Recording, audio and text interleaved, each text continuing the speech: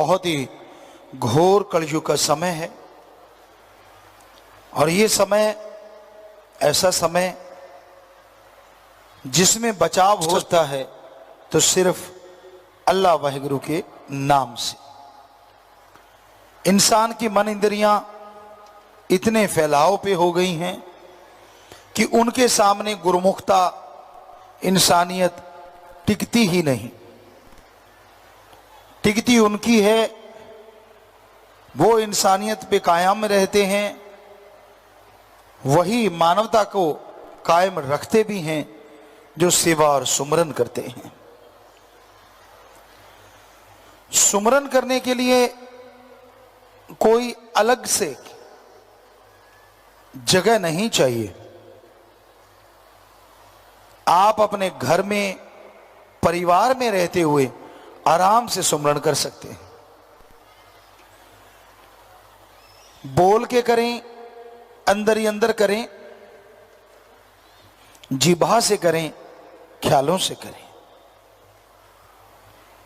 पर कई बार इंसान कहता है उससे सुमरन होता नहीं। बड़ी हैरानी होती है। किसी का दिमाग विचार शून्य नहीं होता। हर इंसान के अंदर विचार सदैव चलते रहते हैं। यह अलग बात है,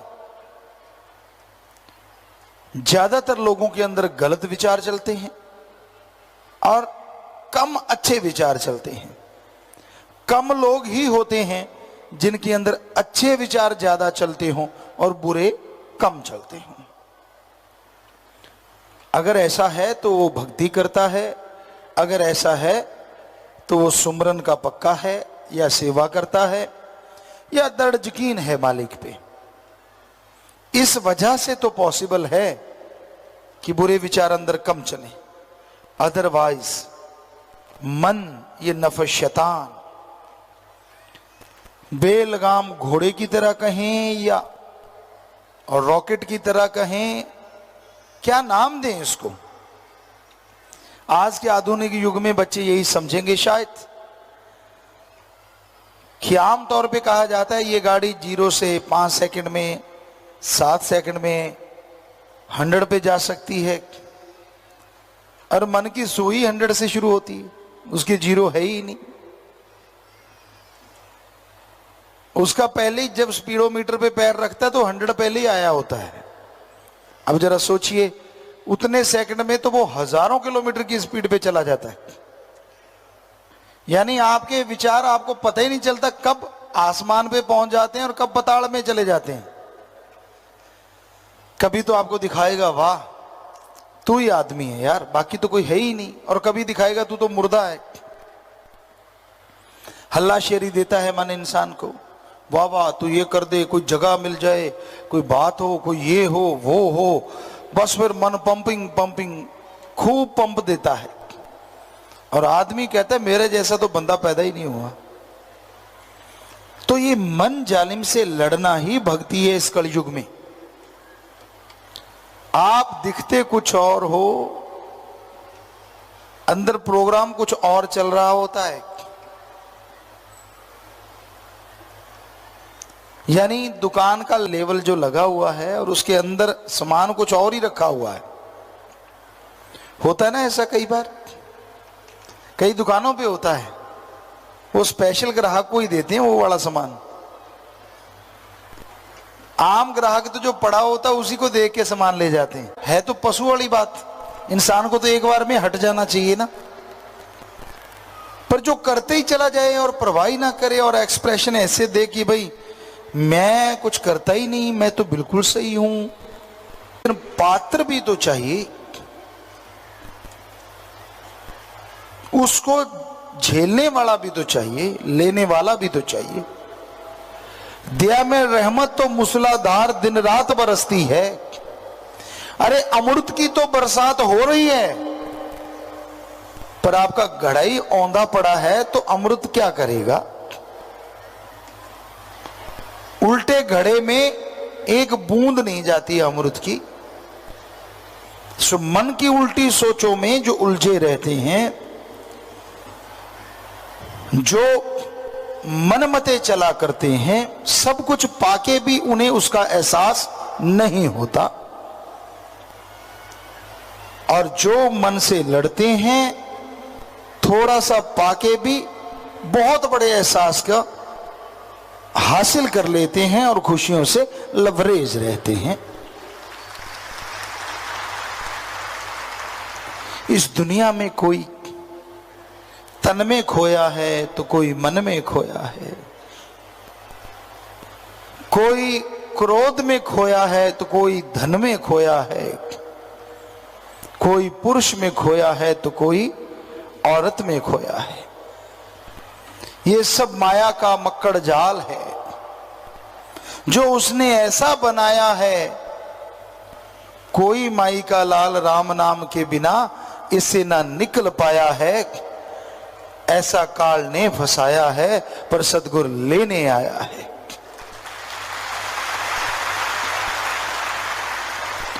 काल का जुल्म सितम रूहों पे होता है तो सतगुरु पीर फकीर आते हैं, संत आते हैं, भगवान उन्हें भेजता है कि जाओ मेरी औलाद को समझाओ।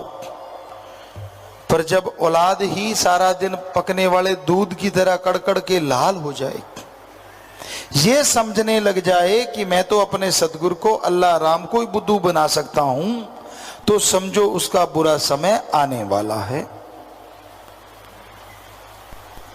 इसलिए अपने नफ्स के हत्थे चढ़ के अपने आप को, उसे पल पल की खबर है, वो क्षण क्षण की जानता है, वो हर इंसान के कारनामों को पहचानता है, वो जानता है आप कैसे कर्म करते हो, वो पहचानता है आप कब क्या कर रहे होते हो, पर उसे पर्दा मंजूर है इसलिए वो चुप रहता है। और हमें नहीं लगता कि इंसान अपने पीर फकीर के वचन ना मान के सुखी होता होगा। क्षणिक सुख हुआ, क्षणिक खुशी आई, फिर बुरा हाल, फिर अंदर बाहर से बेहाल। आत्मा कचोटती है, शर्म देती है, अरे ओ पगले कहां पड़ गया तन मन के चक्कर में। अपने अल्लाह, अपने वाहिगुरु, अपने राम को भुला के इंसान काल के चक्करों में उलझा हुआ है। एक कहावत आपको सुनाया करते हैं, आज फिर ख्याल में आई। एक राजा के पास बहुत कुछ था, बहुत परोपकारी राजा था, किसी का दुख दर्द नहीं सहता था। तो एक बार साधु संत उसे मिले, देखा कि यार ये इतनी भक्ति करता है, इतनी परमार्थ पर हित सेवा करता है ये राजा, इतना प्रजा को सुखी रखता है, क्यों ना इसे कोई वरदान दिया जाए। तो उन्होंने उस राजा को एक फल दिया कि हे राजन ये फल ले ले, तू अगर खाएगा तो 9/9 हमेशा जवान रहेगा। तू इतनी समाज की सेवा करता है, इतना ख्याल रखता है प्रजा का। तो राजा ने वो फल ले लिया, पर वो राजा में एक बात थी, वो अपनी महारानी से बेइंतहा मोहब्बत करता था, बहुत बहुत ज्यादा प्यार करता था। तो राजा ने वो फल अपनी महारानी को दिया कि भाई तू चिर जौवन, हमेशा नवजौवन रहना, ये फल खा ले। रानी ने फल ले लिया, कुछ दिन बीते, वो फल राजा के सामने आया, घूम घुमा के उसे एक वेश्या फल दे रही थी। राजा हैरान रह गया, ये फल तो महारानी को दिया था और ये फल मुझे एक वेश्या दे रही है। उसने पूछा इसमें क्या फर्क, क्या है इस फल में? तो वेश्या कहेंगे, हे राजन, मैं गंदगी का घर और आप इतने अच्छे समाज सुधारक, इतने नेक राजा, मैं आपको फल दे रही हूं, इस फल की खासियत बड़ी जबरदस्त है। राजा कहने लगा, क्या? कहने लगे, इसे जो खाएगा वो हमेशा नवजौवन चिरजौवन रहेगा, जवान रहेगा, बूढ़ा नहीं होगा। राजा हैरान रह गया, कहने लगा, बताओ तेरे पास फल कहां से आया? वो कांपने लगी, कहती बताती हूं। राजा कहता रुक। उसने महारानी को बुलाया, कहता फल कहां है? कहती जी खा गई। कहने लगी राजा के हाथ में फल था, कांप गई। कहने लगी मारो चाहे छोड़ो, मेरे यहां कोतवाल आता था, मैं उसे मोहब्बत करती थी। आपने मुझे फल दिया, मैंने कोतवाल को दिया। राजा ने कोतवाल को बुलाया, बुलाओ उसको। ये फल तो कोतवाल थर थर कांपते हुए कहने लगा, जी महारानी के पास तो मजबूरी वश जाता था, मेरा प्यार तो इस वैश्या से था, इसलिए मैंने ये फल इस वैश्या को दिया। राजा क्या सारे प्यार मोहब्बत के भरम लेके टूट गए, आंखों में आंसू आ गए। देखा, जिस महारानी को मैं जान से ज्यादा प्यार करता था उसकी यारी कोतवाल से, और जिस कोतवाल की यारी महारानी से हो उसकी यारी वैश्या से। तो राजा कहने लगा, सबसे कोई अच्छा है इन सब में, हम सब में तो एक ही है और वो है वैश्या। उसको इनाम दिया। अरे महारानी, तुझे क्या चाहिए था जिसके पास महाराजा था? अबे ओ कोतवाल, जिसको महारानी मिल जाए और क्या चाहिए, पर तूने इसको दिया। और वैश्या देखो, वो अपने राजा से मोहब्बत करती थी, सच्ची मोहब्बत, पाक मोहब्बत। उसने सोचा मेरा राजा हमेशा नवजौवन रहे। सो आगे की कहानी भी है, लेकिन कहने का मतलब, जब अल्लाह वाहिगुरु राम से इश्क हो जाता है, जब भगवान से इश्क हो जाता है, फिर इंसान गंदगी के पुतलों में गंदगी ढूंढता रहता है, इसमें ढूंढी, उसमें ढूंढी, उसमें देखा, इसमें देखा, क्या? फिर तो वो वैश्या ही अच्छी हुई जिसने सिर्फ और सिर्फ राजा को देखा। सो इश्क उस अल्लाह वाहिगुरु राम से जब करते हो तो अपना दृढ़ यकीन उसके लिए रखा करो। छींक आ गई, क्यों आई? मैं बीमार हो गया, क्यों हुआ? खुद के कर्म याद नहीं, क्या क्या गुल खिलाए हैं लाइफ में, वो सारे बुला दिए और दोष देने चला है सतगुरु को, अल्लाह वाहिगुरु राम को। उसने मेरे साथ ऐसा क्यों किया, उसने मेरे साथ वैसा क्यों किया? भूल गया उसने तुझे 84 लाख जन्म में चक्कर लगाते लगाते को मनुष्य शरीर दिया, और मनुष्य शरीर देके संतों से मिलाप करवा दिया, नाम दिलवा दिया, जिससे इस संसार से नहीं हमेशा से सच्ची मुक्ति मिले, मालिक की गोद में पहुंचे। और तेरे लिए भगवान क्या करे?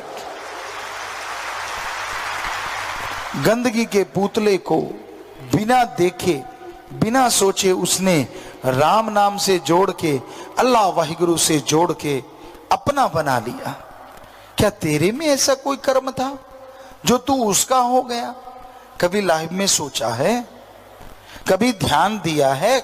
दुदू दुदू दू करना बड़ा आसान होता है, कोई भी इंसान कर सकता है, लेकिन ऐसा करने से पहले कभी विचार किया? लोग परखने चलते हैं भगवान को, सतगुरु अल्लाह राम को, और खुद को कभी परखा ही नहीं, कभी देखा ही नहीं, कभी सोचा ही नहीं मैं किस खसलत का मालिक हूं, मैंने क्या क्या कर्म किए लाइफ में, मैं चलाऊं उस भगवान को चैलेंज कर। उसको क्या चैलेंज करना जो रग रग में बसता है, रग रग की जानता है। इसलिए हे भाई बहनों, चैलेंज लेना है तो मन से लड़ने का लो, बहादुरी दिखानी है तो मन को हरा के दिखाओ, फिर आप बहादुर। मन से तो लड़ना नहीं, वो जिस गति में ले गया उसी गति में बह गया। भूल जाता है एक ऐसा खसम, एक ऐसा साईं है जिसे अल्लाह वाहिगुरु राम कहा जाता है, वो रग रग की जानता है, हर जगह रहता है, हर पल की उसे खबर रहती है। उसे क्यों बुला देते हो? एक्टिंग उसके सामने नहीं चलती। इसलिए कहीं तो कम से कम सच्चे लगो, कोई जगह तो ऐसी हो पीरो मुर्शिदे कामिल के सामने आदमी सच बोले। एक सज्जन आए और हमें कहने लगे, गुरुजी हम दुनिया में इतना झूठ बोलते हैं, आप समझ ही जाओगे, इतना झूठ बोलते हैं, इतना झूठ बोलते हैं, जब आपके सामने बैठते हैं तो 1000 बार सोचना पड़ता है सच कौन सा है, ताकि गुरु के सामने वो सच बोले। हमें बड़ी खुशी हुई, किसी ने तो माना कि मैं गप मारता हूं। उसने कहा हम मारते ही गप हैं। बोलना गप नहीं होता, कर्म भी होते हैं, रजो तमो सतो, ये तो उनमें आ गया। लेकिन वैसे आप अपने कर्म कौन से करते हो? कभी ध्यान दिया है? क्षणिक आनंद के लिए, थोड़ी वाह लूटने के लिए, अपनी मान बढ़ाई के लिए, अपने आप को बड़ा साबित करने के लिए आप कितने बार इंसानियत से गिरते हो? कितनी बार आप मालिक सतगुरु मौला की निगाह में गिरते हो? शर्म फिर भी नहीं करते, फिर भी आप ऐसे ही करते जा रहे हो। तो जब भोगना पड़ेगा तब क्या होगा? तब चीखोगे। हमें पता है क्या होगा, तब भी आपने भगवान को ही दोष देना है, और रोग बढ़ेंगे और परेशानियां बढ़ेंगी। दोष अपने आप को क्यों नहीं देते? कोई होगा जो अपने आप को बुरा कहता होगा। हम पढ़ा करते थे, बुरे होते लोग भी अपने आप को बुरा नहीं कहते थे। हम जमाने में गुजरे, शहरों में जाते, महानगरों में जाते, तब भी हमने नहीं देखा कि कोई ये कहता हो कि कबीरा सब ते मैं बुरा, मैं तज भला सब कोए, जिन ऐसा कर मानिया मीत हमारा सोई। कोई मीत मालिक का प्यारा, कोई सतगुरु का अति प्यारा तो ऐसा कह सकता है, वरना पंजाबी में कहावत है, नक ते मक्खी नहीं बैठ देंगे। बैठने देने भी नहीं चाहिए, लेकिन ये कहावत का मतलब है कि अपने आप को कोई बुरा कहने ही नहीं देता। कपड़े पहने उसके अंदर ही सोचता है सारे ऐब भी छुप गए। ये भूल जाता है ऐसा खस्म है जो इस तन के अंदर रहता है, जिसने इस तन को बनाया है। उसको कैसे निकालोगे अंदर से? वो तो हर पल की खबर रखता है। भूल जाता है, फिर ऐशो आराम, फिर त्रुटियां, फिर बुरे कर्म, और दोष देना सदगुरु को, करना बुरे काम खुद। जमाने का बड़ा अजीब दस्तूर है। यहां लोग बुराइयां करते थकते नहीं, लेकिन हमेशा उस भगवान को दोष देते भी थकते नहीं। अरे कर्म खुद करो और दोष दो भगवान को। कर्म कैसे रुक सकते हैं बुरे? सेवा से, सुमरन से, भक्ति इबादत से। और कोई तरीका नहीं जिससे कर्मों की मार से बचा जाए। कुछ भी कर लो, कैसे भी बन जाओ, अपने आप को दृढ़ खुद करना होगा। आधा घंटा सुबह शाम सुमरण करो, सेवा करो। जब भी आपका मन जालिम किसी तरफ दौड़ा के ले जाए, लानत डालो अपने आप पे सुमरण के द्वारा कि मैंने बुरा कर्म नहीं करना। सिर्फ सोचें बुरी आती हैं तो कोई खास बात नहीं। 5 मिनट सुमरण किया, सोचों का फल उसी टाइम खत्म हो गया, बस गई। पर उन सोचों पे चलो मत। जो उन सोचों के अकॉर्डिंग चलते हैं वो दुखी ज्यादा होते हैं। कर्म तो अपने मां बाप के ही ऋण नहीं चुकाया जा सकता। अगर किसी को अच्छे मां बाप मिले हों, उसका ऋण नहीं चुका सकते आप। मां के दूध का कर्ज कैसे उतारोगे? सर्दी हो या गर्मी हो, बेचारी सर्दियों में बिस्तर गिल्ला आपने किया, लेटी गिल्ली जगह वो और आप सूखे पे लेटे। गर्मियों में आप महाशय नींद में मस्त हैं और मां पंखा झेल रही है। आजकल तो एसी आ गए, मां भी खुराटे बेटा भी खुराटे। पर गांव में तो आजकल भी ऐसा ही है, यहां बिजली नहीं आई, वहां तो मां आज भी पंखा झेलती है कि हाय मेरा बेटा ना जाग जाए। तो कैसे ऋण उतारोगे आप उस बाप का जिसने उंगली पढ़ के अच्छा चलना सिखाया, पढ़ाया लिखाया? आप तो बकरियां चारने को तैयार थे पढ़ने की बजाय कि काश इससे तो बकरी चारने वाले ही अच्छे हैं। कहां मुझे फंसा दिया स्कूल में। याद करो वो दिन जब आप स्कूल के अंदर बैठे होते थे और बाहर कोई भेड़ बकरी चरा रहा होता, आप कहते यार यार कितना सुखी है यार, मैं जेल खाने में और वो आजाद घूम रहा है। पर बाप ने नहीं मानी आपकी बात, आपको पढ़ाया लिखाया, आप ऑफिसर बन गए, पर आपको रत्ती शर्म नहीं आई। उसका शुक्राना तो क्या करना था, माँ बाप को मारी लात, निकल जाओ घर से, अब तो मेरे कबीलदारी बड़ी हो गई। अरे लानत ऐसे बेटों पे, शर्म नहीं आई, कहीं भी दर्द नहीं आया। पत्नी तो नहीं कहती कि आप सबको घर से निकाल दो, कहती है तो फिर क्यों सुनते हो आप? पत्नी को तो जन्म नहीं दिया आपके माँ बाप ने, आपको दिया है। कहीं तो लानत डालो अपने आप पे। ठीक है, अगर वो नाजायज कहते हैं, माँ बाप गलत कहते हैं, मत मानो उनकी, सुन लो और कह दो जी चुप रहो, हम जैसा होगा हम कर लेंगे, प्यार से खाना दो, बढ़िया दो। पर आप तो उनको घर से निकाल देते हो।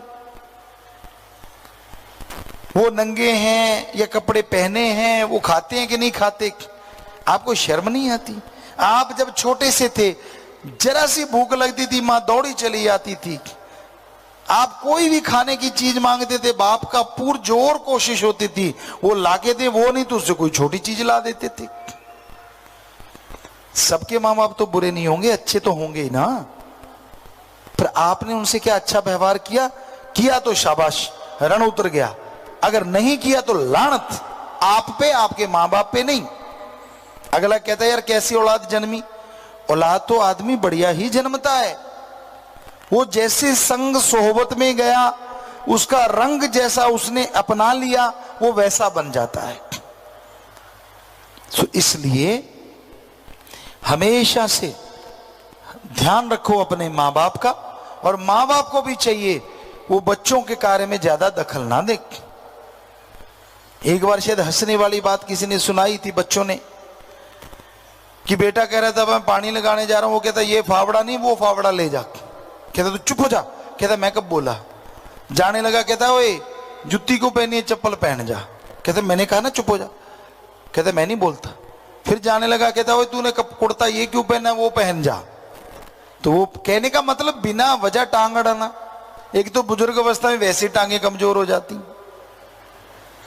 और बिना वजह आप अड़ाते रहते हो। आप राम का नाम क्यों नहीं जपते बुजुर्गों? जितना जोर दाढ़ी बाड़ी सवारने में लगाते हो, उसे आधा राम नाम का जाप करने में लगा लिया करो ना।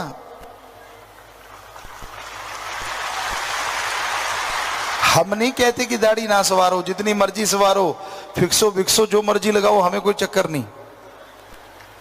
हमारा कहने का यह मतलब है, जितना आप दुनिया को फेस दिखा के प्रभावित करना चाहते हो, कहीं उस आत्मा को थोड़ा सा अच्छा दिखा के भगवान को प्रभावित करने की सोच लो तो बारे न्यारे ना हो जाएं आपके।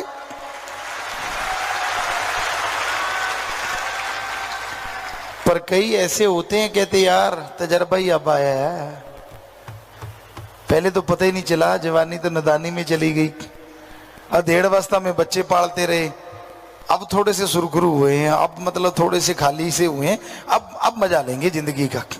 और कई बार मजा लेते लेते टांग तुड़वा बैठते हैं, फिर मजा ही लेते रहते हैं चारपाई पे।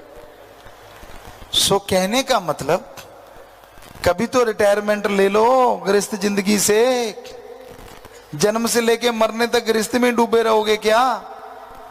कभी तो वाहिगुरु राम को याद कर लिया करो, जिसने बढ़िया सी जिंदगी दी है, मनुष्य जीवन दिया है। पर ना जी, मेरा ये क्यों नहीं, मेरा वो क्यों नहीं, मेरा फलां। एक बुजुर्ग माता आई, हमने कहा बेचारी बीमार है, शायद प्रार्थना करना चाहती है, हाथ कांप रहे हैं, तक तक तक सिर कांप रहा है। हमने कहा हाँ बोलो, आप उदास हैं? कहते हाँ पिताजी। क्या चक्कर है? बेटा पोता तंग करते हैं? कहते नहीं नहीं नहीं नहीं, नहीं। बढ़िया घर है, बेटा है, पोता है, आगे पोते के भी बेटा है, बड़ा हो गया, तो फिर क्या चाहती हो? कहती पोते के बेटे के बेटा हो जाए, बेटियां हैं दो। हमने कहा ले, अरे कुछ मांगना था, काश मांग लेती, मुझे भगवान मिल जाए, पता नहीं कितनी उम्र बाकी है, वो नहीं मांगा, पता नहीं आगे से आगे जाके किसका मांगा। तो ऐसे हैं, छोड़ते ही नहीं भाई। पर मस्ताना जी महाराज ने वचन किए कि सेवा करते हो, और अगर आप त्यागी बन के सेवा करते हो तो त्यागी का मतलब त्यागना, चाहे कुछ भी होता रहे। ऐसे त्यागी बन गए फिर कुछ भी नहीं होगा, सब कुछ मालिक अच्छा ही अच्छा करेगा, क्योंकि फिर वो करेगा, उसको लाज है। और अगर आप टांगे अड़ाते रहोगे तो फिर करते रहो, आप भी दुखी, वो भी दुखी, तू भी दुखी, मैं भी दुखी, कहता है। तो वो वाली बात भाई, घर गृहस्थ में रहते मालिक को पा सकते हो, सुमरन करो, गृहस्थ जिंदगी का सही तरीके से निर्वाह करो, अपने कर्तव्य अपने फर्ज की अदायगी करो, पर एक फर्ज कभी ना भूलो, अल्लाह वाहिगुरु राम की भक्ति और उसकी औलाद की सेवा, वो हमेशा करते रहो। और जब त्यागी बनते हो तो सच्चे त्यागी बनो, दिखने वाले नहीं, डुप्लीकेट नहीं, सच्चे वाले, कि जब छोड़ ही दिया सब कुछ तो फिर छोड़ दिया। और परिवारों को भी चाहिए कि भाई हाँ, हमें छोड़ गया और आप मालिक की याद में हैं, उसकी भक्ति इबादत में सेवा सिमरन में, तो हमारा भी फर्ज है कि उसे परेशान ना करें। पर कईयों की तारें जुड़ी ही रहती हैं, हालांकि जन्म के समय तार कट गई थी मां के गर्भ से आते ही, नाड़ुआ कहते पंजाबी में, वो काट के दाई ने अलग किया, लेकिन फिर भी कईयों की तारें बुजुर्ग अवस्था तक ही जुड़ी रहती ना। मेरा लाल लाल थप्पड़ मारता तड़ाक, ऐसा देखा है हमने। ये एक सज्जन थे, बड़ा प्यार करे, उसने किस किया और उसने थप्पड़ दिया, ले ले पापा। तो ये गलत है ना, बड़ा अजीब है, क्योंकि मजाक की बात तो चलो कोई बात नहीं, लेकिन आखिर कब तक इंसान को इंसानियत सिखाने वाला इंसान है या फिर गुरु मुर्शिद कामिल है? वरना तो दुनिया में ऐसे उंगली लगाने वाले हैं जो एक दूसरे से दूर करके ही खुश होते हैं। तो इसलिए भाई, इस युग में जितनी भक्ति करोगे, जितने सतगुरु मौला के बन के रहोगे दिलो दिमाग से, उतना ही वो अल्लाह वाहिगुरु राम झोलियां भरेगा। जितने पाखंड करोगे, जितने ढोंग दिखावे करोगे, जितने शब्द गलत बोल दिए, एक एक शब्द का हर्जाना आपको चुकाना पड़ेगा, क्योंकि सिमरन आपका इतना है नहीं, सेवा आप उतनी कर नहीं पाते, तो फिर हर्जाना भोगोगे कैसे? शरीर में बीमारियों से, परेशानियों से, दिमागी टेंशन से। और कोई तरीका नहीं। हम कोई बद्दुआ नहीं दे रहे, हम तो बता रहे हैं अगर ऐसा करोगे तो ऐसा। पंजाबी में कहावत है, मुर्दा बोलू खप्पन पाड़ू, क्योंकि मुर्दे के ऊपर कफन डला होता है, तो वो जब बोलेगा तो नेचुरली कफन फटेगा ना। तो कहीं होती है ऐसे। और जब भी बोलना है गलत बोलना है, अच्छा नहीं बोलना, इसलिए मत करो ऐसा। भरती जाती है बेड़ी, भरती जाती है, भरती जाती है और एकदम से डूबती है तड़ाक, और फिर रोने के सिवाय कुछ भी पल्ले नहीं रहता। इसलिए किसी का बुरा भी देखो तो बुरा गाओ ना, खुद बुरा करो ना, बस इतना ही काफी है। परम पिता परमात्मा का ध्यान जो लगाया करते हैं, उस ध्यान में जो बैठा करते हैं, वो तमाम छल कपट बुराइयों से दूर हो जाते हैं। उसके ध्यान से वो आपका ध्यान रखता है। पर यह घोर कलयुग है, यहां लोग बहुत शातिर हैं, बेइंतहा शातिर, ओवर क्लेवर, कुछ भी बोल लीजिए, जो अल्लाह वाहिगुरु राम को खिलौना समझते हैं। ये हकीकत है, ऐसा हमने होते देखा। जो भगवान सतगुरु मौला को खिलौना समझते हैं, एक दिन वो खिलौना बन जाया करते हैं। असूलों पे चलना अति जरूरी है। जब तक इंसान असूलों पे नहीं चलता, परम पिता परमात्मा को हासिल नहीं कर सकता। दिखावा करना, नाटक करना आज के इंसान की फितरत यानी आदत सी बन गई है। पर रियलिटी, हकीकत में जो होता है वो दुनिया के सामने लेके आए तो शायद वो कभी मालिक से आंख ही ना मिला पाए। आज के इस घोर कलयुग में, आज के इस भयानक समय में लोग दिखावा ज्यादा करते हैं और हकीकत में मालिक के नाम पे चलते बहुत कम हैं। जब तक वो दिखावा खत्म नहीं होगा, मालिक की अंदरूनी खुशियां, बाहरी खुशियां जीव को हासिल नहीं होती। कौन नहीं चाहता कि उसे सुख, आराम, शांति मिले। सुख शांति खाने पीने में लोग इतने मस्त हैं, इतने मस्त हैं कि वो अल्लाह वाहिगुरु की मस्ती को हासिल कैसे करेंगे।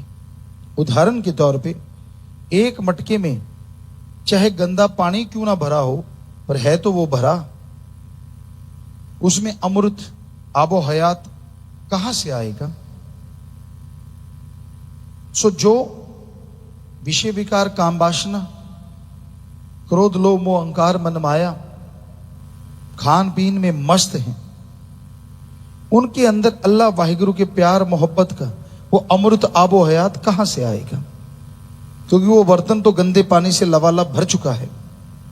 और कई बर्तन ऐसे होते हैं कि वो भर जाते हैं और फिर खाली होने का नाम नहीं लेते, उन्हें गंदगी अच्छी लगती है। आपको कभी देखना हो, गंदगी के कीड़ों को देखो, वो कितने मस्त रहते हैं उसमें। उनको कोई दुनिया से या किसी और चीज से कोई लेन देन नहीं। अगर दूसरे शब्दों में कहें तो मालिक ने उनको बनाया वैसा है, पर आदमी के नजरिए से देखें तो इतनी गंदी जगह पे इतने मस्त। तो ऐसे ही होते हैं कुछ लोग दुनिया में। उनको पीर फकीर के वचनों का ना कोई असर होता है, ना वो गुरु मुर्शिद के वचनों पे कोई अमल करना चाहते हैं। उन्होंने जो लीग पकड़ ली बुराई वाली कि भाई ठीक है, विषय विकार, काम वासना, क्रोध, लोभ, मोह, अहंकार, मन माया, खान पीन में मस्त, तो वो उसी में गंदगी के कीड़े की तरह मस्त हो जाते हैं। संत समझाते रहते हैं, शिक्षा देते रहते हैं, हाथ जोड़ते रहते हैं, पर उनको लगता नहीं हम सही हैं। तो भाई ऐसा नहीं करना चाहिए, नहीं तो आदमी इंसानियत से गिर जाता है, सारी खुशियां उसके पास से चली जाती हैं और एक दिन अपने लिए वो दुखों का कारण बन जाता है। मालिक इशारा देते हैं कि सुधर जा, संभल जा। अजी छोड़िए ये इशारे की बात, अब तो ऐसा घोर कलयुग आया है, बेपरवाह जी हमसे शरेआम डायरेक्ट सब कुछ कहलवा देते हैं, पर तब भी लोग सुधरने का नाम नहीं लेते। कहते दुख आएगा तो आने दो, हम देख लेंगे। देख क्या लोगे? फिर तो तड़फोगे बिन पानी की मछली की तरह। ऐसे ऐसे घाव लगते हैं कि आदमी बेबस हो जाता है, और वो भगवान नहीं लाता, आप अपने कर्मों से खुद लगवाते हैं। कहीं कल को भगवान को दोष देने लग जाओ, या हम बात कह रहे हैं हमें दोष देने लग जाओ। हम कोई बद्दुआ नहीं दे रहे, हम तो आपको एक बता रहे हैं कि ऐसे कर्म करोगे तो आने वाला टाइम ऐसा आएगा, फिर आप दुखी होगे। ये हमने तजुर्बा देखा है जिंदगी में। बेपरवाह जी ने हमें दिखाया कि जो लोग ऐसा करते हैं उनका हश्र फिर कैसा होता है। इसलिए कभी बुरे कर्म ना करो, कर चुके तो उनको छोड़ने के लिए तौबा कर लो, क्योंकि जब जागो तभी सवेरा। जो गुजर गया समय, अब उसको तो आप वापस नहीं ला सकते। उसमें बुरे कर्म किए, अपने पीर फकीर की बात नहीं मानना या संतों की बात नहीं सुनना, दुनिया में मस्त गुलतान हो जाना। लेकिन अगर जरा सी चोट पड़ी या पड़नी शुरू हुई, या आपको लग रहा है कि फकीर बेचारे बार बार कहते रहते हैं कि हट जाओ हट जाओ, कि मैं हट ही जाऊं, कहीं बहुत बड़ा कोई आकाज ही ना हो जाए, फिर क्या करेंगे? तो अच्छी बात है, अगर जाग जाओ तो, समझ जाओ तो छोड़ दो बुराइयों को, बुरे कर्मों को। क्योंकि जब तक बुराइयां नहीं छोड़ते, मालिक की अमृत आबो हयात हरी रस को आप हासिल नहीं कर सकते। ये हकीकत है। तो अपने अंदर में बदलाव लाओ, अपने विचारों में बदलाव लाओ, अपने व्यवहार में बदलाव लाओ, पीर फकीर के वचनों पे अमल कमाओ। यकीनन यकीनन जिंदगी में वो खुशियां मिलेंगी जिसकी आपने कभी कल्पना नहीं की होती। तो संतों का काम तो बताना है कि भाई मान जाओ, समाज में जो आप बुराइयों में गुलतान हैं, जो आप मस्त हैं बुरे कर्मों में, जब तक उनको छोड़ के वाकई में अंदर बाहर से एक जैसे नहीं होते, तब तक मालिक की खुशियां हासिल नहीं हो। बाहर दिखावा करना कोई बड़ी बात नहीं, कहीं बाइक पे कोई जा रहा है, मंदिर आ गया, मस्जिद, गिरजाघर, गुरुद्वारा, यूं यूं करना, सत्संग में आ गया, यूं यूं करना, तो करना चाहिए। हम ये नहीं कहते कि ये गलत है, अच्छी बात है। पर बुरी बात है कि आप सिर्फ करते करते ऐसा है, अमल नहीं करते। संत जो कहते हैं उस पे अमल नहीं करते। सत्कार करना फर्ज है, चाहे मंदिर, मस्जिद, गिरजाघर, गुरुद्वारा, कोई भी जगह आती है, सत्कार कीजिए, नमन कीजिए, क्योंकि हमारे गुरु पीर फकीर महापुरुषों की पाक पवित्र बाणी, सजदा करो।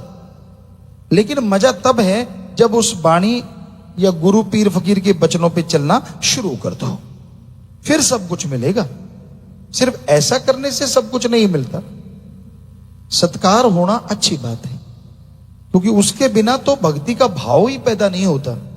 अगर आप गुरु पीर फकीर पे यकीन ही नहीं करते, तो फिर आप अपने कर्मों का बोझ आप उठाते रहोगे। पीर फकीर क्या कर सकता है? हाँ, दृढ़ यकीन कर लिया। क्योंकि गुरु नानक देव जी ने कहा है, कोई आखे पूतना, कोई कहे बेताला,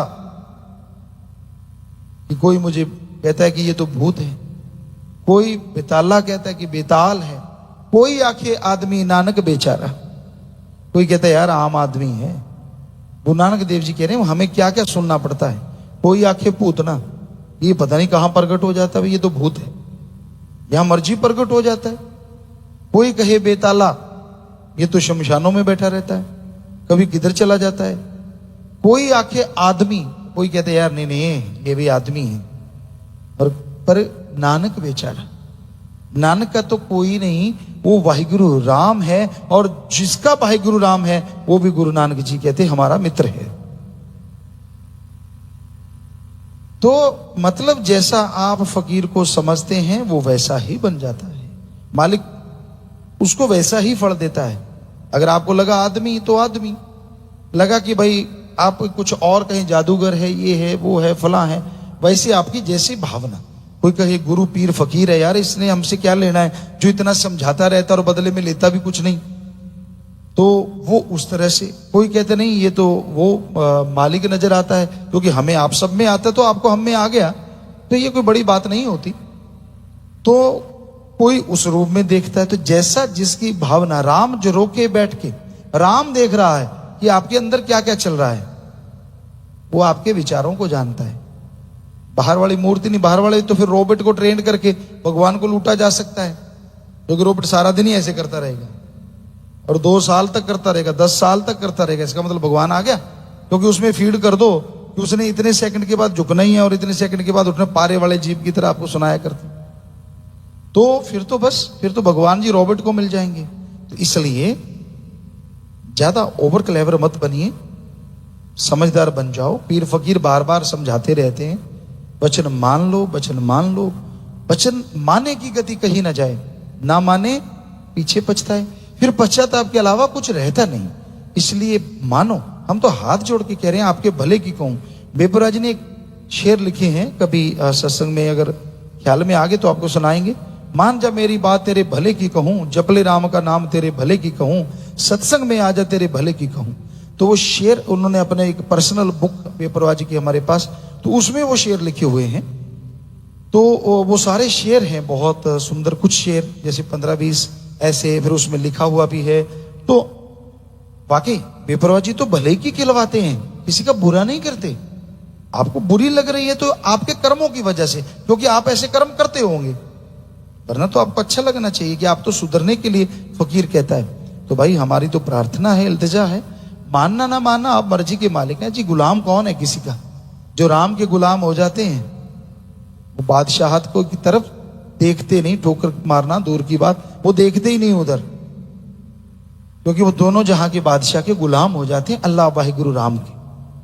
तो आप तो मर्जी के मालिक हैं, जो जी चाहे आप करें, जो जी चाहे। लेकिन संत पीर फकीर को क्योंकि आप मानते हैं, चाहे दिखावे के रूप में, चाहे गुरु पीर फकीर के रूप में, तो इसलिए गुरु पीर फकीर तो सबको समझाते, चाहे कोई उनको माने चाहे कोई ना माने। तो भी कहीं कोई मानता भी ना हो, एक भी बंदा नहीं होता, ये जगह सत्संग होती है वहां कोई जानकारी नहीं होता, फिर भी संत उनको फकीरों को समझाना पड़ता है, क्योंकि उनके लिए तो मालिक की औलाद अपनी औलाद होती है। और जैसे आपकी औलाद के ऊपर कोई दुख आता है तो आप कैसे तिलमिला जाते हैं, तड़फते हैं, पर आपको तो पता ही नहीं चलता कि दुख आने वाला है। पर फकीर को तो पता चलता है ना कि आप पे दुख आने वाला है, आपके साथ अकाज होने वाला है, आपका बुरा हश्र होने वाला है। इसलिए वो चेतावनी देते रहते हैं, देते रहते हैं, देते रहते हैं। जो सुन के मान लेते हैं यार हमारे लिए कह रहे हैं, किसी और के लिए तो नहीं, तो वो सुधर जाते हैं, तो उनके आने वाले पहाड़ कंकर में बदल जाते हैं और वो खुशियों से माला माल हो जाते हैं।